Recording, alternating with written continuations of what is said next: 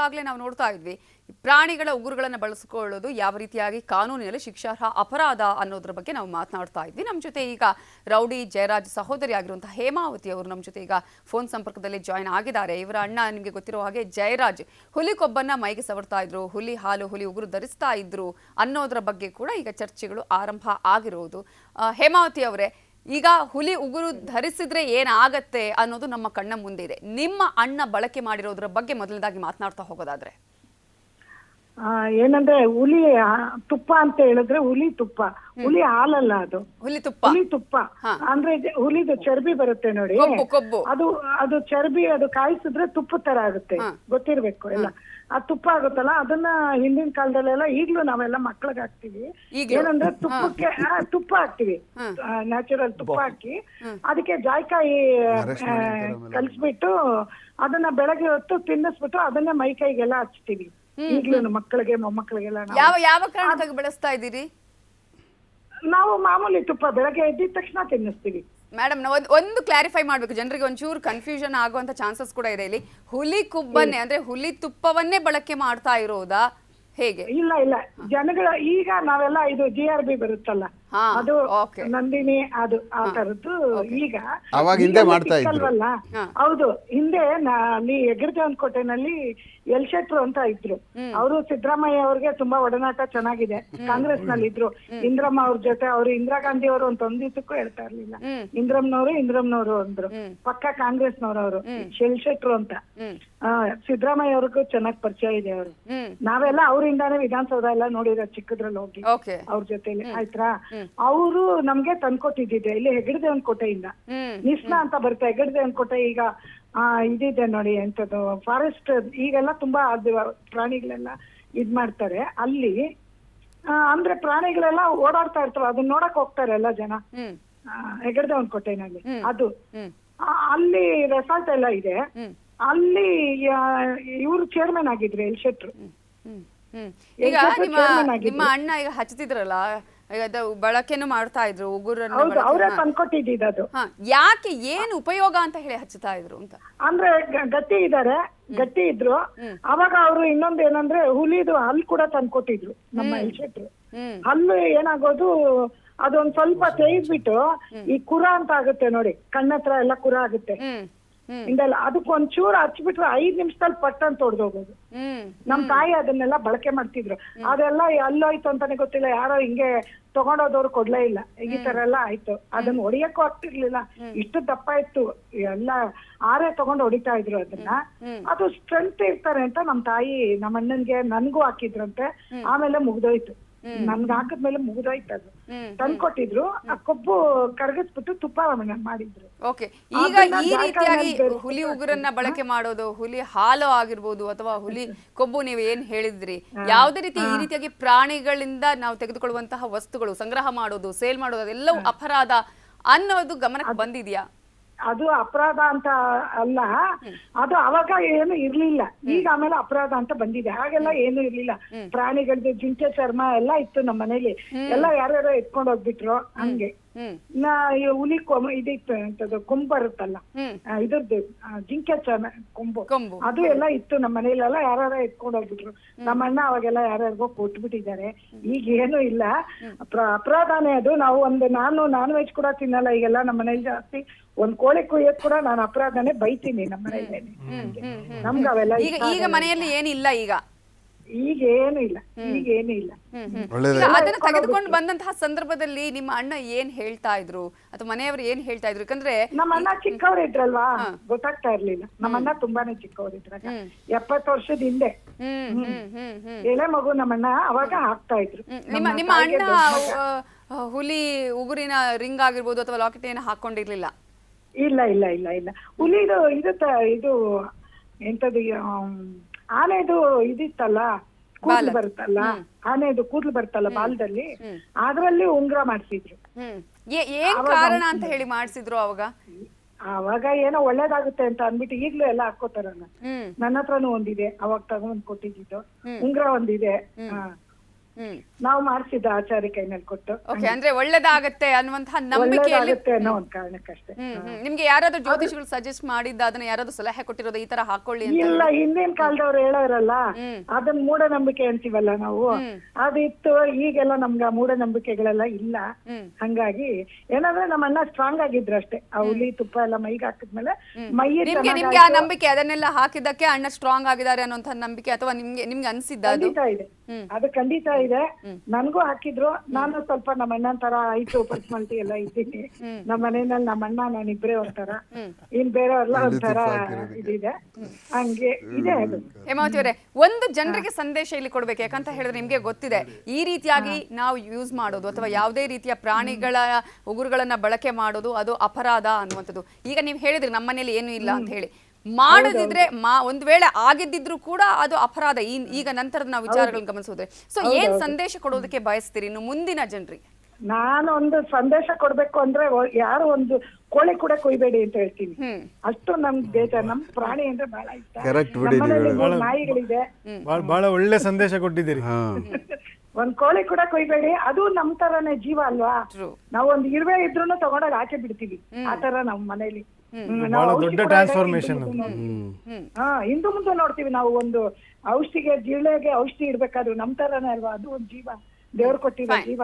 ಯಾಕೆ ನಾವು ಇದು ಮಾಡ್ಬೇಕು ಅಂತ ಅಷ್ಟೇ.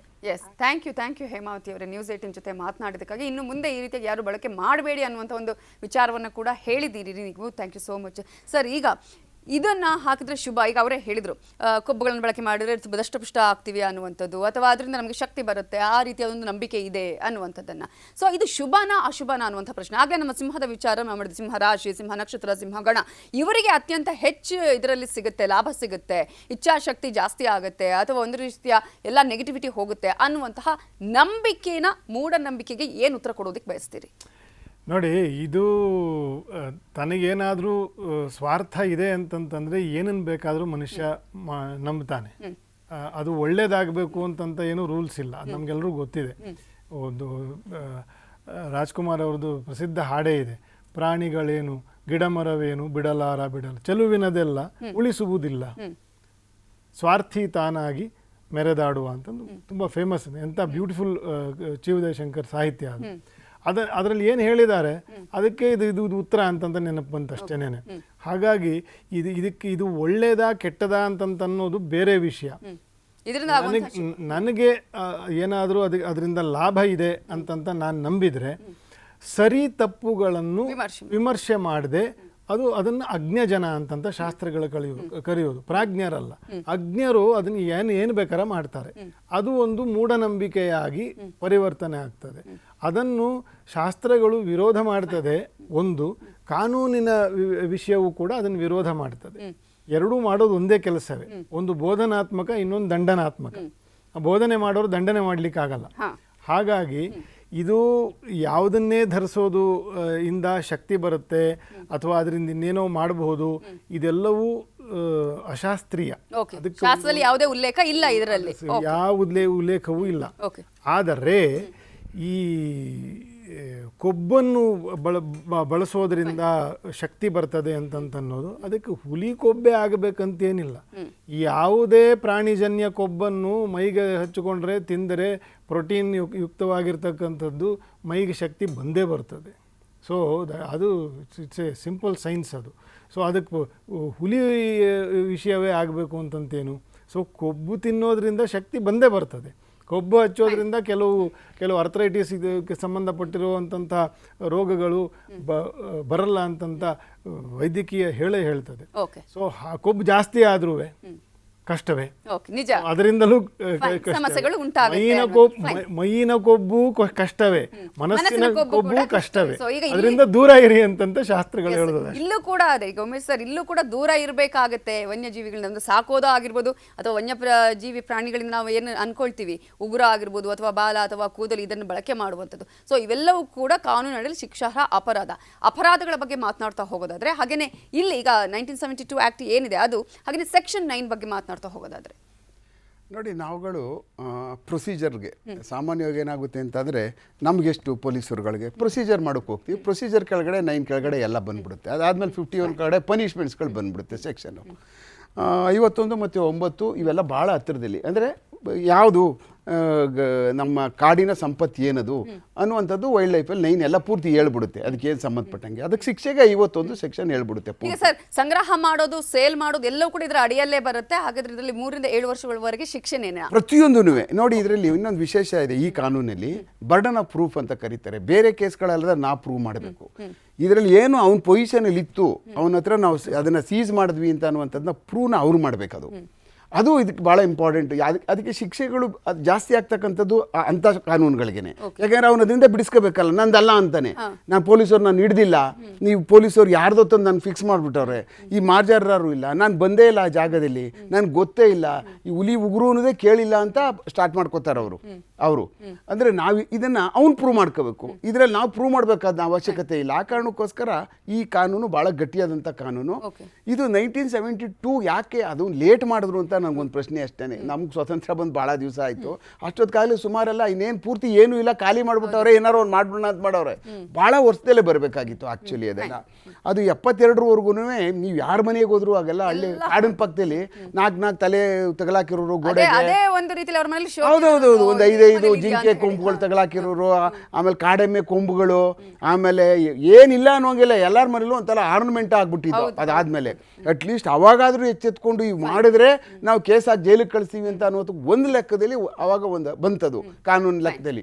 ಈಗಲೂ ಇಟ್ಕೊಂಡಿದ್ದಾರೆ ಹಲವಾರು ಜನ. ಆ ಥರದ್ದು ಏನಾದರೂ ಲೈಸೆನ್ಸ್ ಇಲ್ಲದೆ ಇರತಕ್ಕಂಥ ಏನಾದ್ರು ಸಿಗಾಕೊಂಡಾಗ ಜನರಲ್ಲಿ ಜಾಗೃತಿ ಮೂಡಿಸಬೇಕು, ಅದನ್ನು ಬಳಸ್ಕೊಂಡು ಅವ್ರು ಪನಿಷ್ಮೆಂಟ್ ಮಾಡಬೇಕು. ಸರ್ಕಾರ ಇಲ್ಲಿ ಇನ್ನೂ ಕೂಡ ಎಚ್ಚೆತ್ಕೊಂಡಿಲ್ಲ ಅಂತ ಅನ್ಸುತ್ತೆ. ಜನರಲ್ಲಿ ಅರಿವು ಮೂಡಿಸುವಂತ ನಿಟ್ಟಿನಲ್ಲಿ ಬಹಳ ಕಡಿಮೆ ಜಾಗೃತಿ ಮೂಡಿಸುವ ಕೆಲಸ ಆಗಿದೆಯಾ? ಪ್ರೊಟೆಕ್ಷನ್ ಬಗ್ಗೆ ಕೂಡ ಕ್ವಿಕ್ ಆಗಿ ಮಾತನಾಡ್ತಾ ಹೋಗೋದಾದ್ರೆ ಸರ್ ಹೇಳ್ಬೇಕಂದ್ರೆ, ಫಸ್ಟ್ ಆಫ್ ಆಲ್ ಸರ್ಕಾರ, ಕೇಂದ್ರ ಸರ್ಕಾರ ಇರಲಿ, ರಾಜ್ಯ ಸರ್ಕಾರ ಇರಲಿ, ಫಸ್ಟ್ ಇಂಪಾರ್ಟೆನ್ಸ್ ಕೊಡಬೇಕು ವನ್ಯಜೀವಿಗೆ, ಐ ಮೀನ್ ಫಾರೆಸ್ಟ್ಗೆ.